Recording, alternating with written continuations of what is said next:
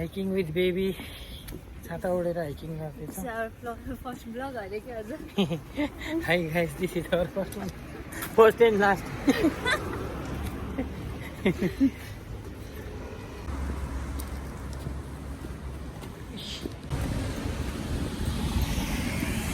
हाम्रो छोरी यसो च्यान दक्क हाइकिङ. आज मम्मी बाबासँग हाइकिङ जाने.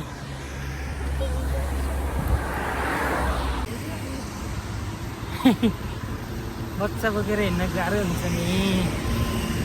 है छाता चाहिन्छ. छाता चाहिन्छ.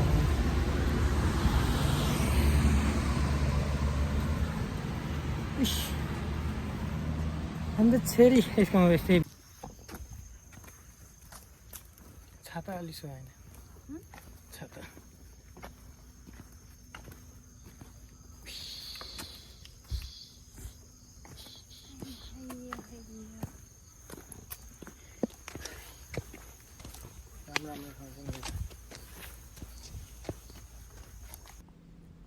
हाइकिङको चाहिँ भिडियोहरू मतलब हामीले खिच्नै बिर्सेछौँ. यो चाहिँ क्याम्पिङ गर्नको लागि हाम्रो प्रिपरेसन चलिरहेछ.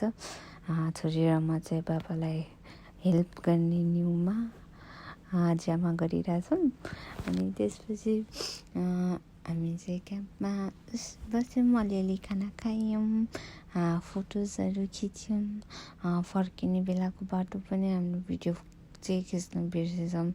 So this is our short and sweet memories hiking with our baby who is 4 months old. होइन, pregnancy पछि after delivering a baby, होइन. Just it was so refreshing for us. We were going through up and downs, होइन. Finally got to spend and hike together after so long. That's all. So ending my blog here. Thank you for watching.